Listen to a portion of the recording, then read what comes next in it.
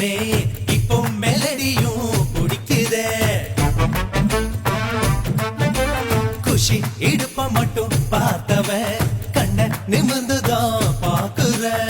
காதல் என்பது ஆந்தையை போலே நைட்டு முழுவதும் முழிக்கும் கம்பன் வீட்டு நாயை போலே கவிதையா அது குறைக்கும் அவ தும்மல் அழகுடா பிம்பிள் அழகுடா சொம்பல் அழகுடா வசந்த முல்லை